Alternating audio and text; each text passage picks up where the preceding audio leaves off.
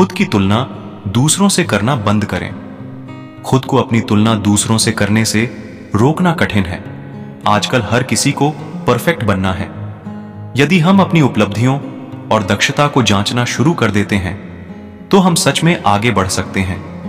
अपनी तुलना दूसरों के साथ करना बहुत आम बात है और इनसे जलन का अनुभव होना भी सामान्य गुण है। लेकिन जब आप अपनी सक्षमताओं के बारे में सोचे बिना सिर्फ अपनी कमियों को सोचकर परेशान होते हैं तो आप गलत रास्ते पर जा रहे हैं। यह आपकी एक कमजोरी हो सकती है और यहां तक कि यह आपको अपने जीवन के कुछ अनमोल पहलुओं का आनंद लेने से भी रोक देती है। दूसरे लोगों के साथ निरंतर की जा रही तुलना आपके आत्मसम्मान को कम कर देती है और इससे आपको अपने ही बारे में बुरा लगने लगता है।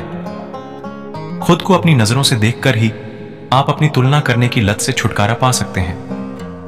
अपने लिए कुछ ऐसे लक्ष्य निर्धारित करें जिनसे आपका आत्मसम्मान बढ़े और अपने बारे में विचारों को अच्छा करने के तरीकों को सीखें।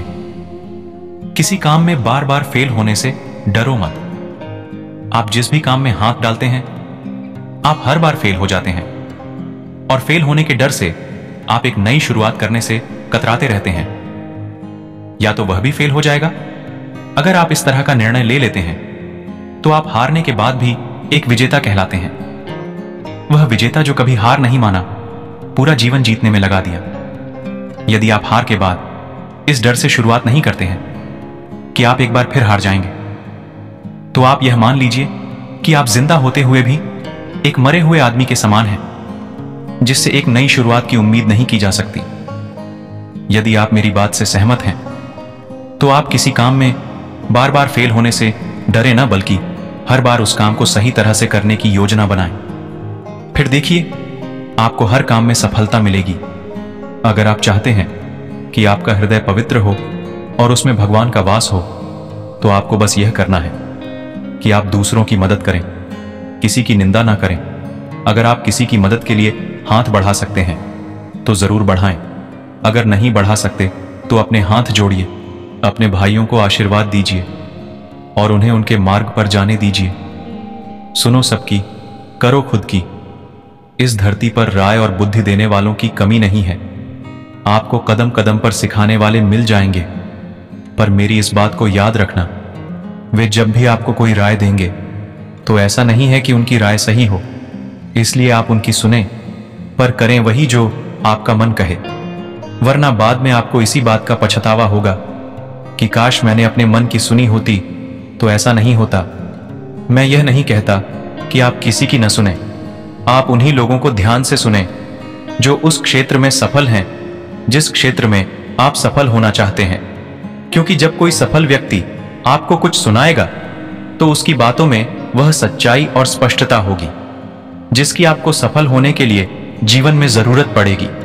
अगर ऊपर बताए गए सभी विचारों को आप अच्छे से पढ़े हैं और उन्हें आत्मसात कर लिए हैं तो सफलता के रास्ते में आने वाली कठिनाइयां कम हो जाएंगी और आप जोश के साथ आगे बढ़ते जाएंगे। यह मेरा आपसे वादा है। ऐसी चीजों पर अपनी एनर्जी बर्बाद मत करो। बच्चे देश का भविष्य होते हैं। इन्हें शुरुआत से ही सही मार्गदर्शन मिले तो इनका जीवन संवर जाता है। अक्सर युवावस्था में ऐसा पड़ाव आता है जिसमें कुछ चीजें व्यक्ति को भटकाने का काम करती है। चाणक्य कहते हैं कि युवाओं को अगर सफल इंसान बनना है तो इन चीजों से परहेज करना पड़ेगा, नहीं तो वर्तमान के साथ भविष्य भी अधर में लटक जाएगा। आइए जानते हैं चाणक्य ने युवाओं को किन चीजों से दूर रहने की बात कही है। यंग पीढ़ी का सबसे बड़ा दुश्मन है आलस। कहते हैं ना कि जवानी में अगर मेहनत कर ली तो बुढ़ापा संवर जाएगा। चाणक्य कहते हैं कि आलस युवाओं को सफल होने से रोकता है। व्यक्ति जितना अनुशासित होगा तरक्की उसके कदम चूमेगी। समय बहुत कीमती है, इसका सदुपयोग करें। युवावस्था में किया गया संघर्ष लोगों का भविष्य सुधार देता है। आलस से कुछ अर्जित नहीं कर पाएंगे। लक्ष्य प्राप्ति के लिए सदैव सक्रिय रहेंगे तो सफलता जरूर मिलेगी।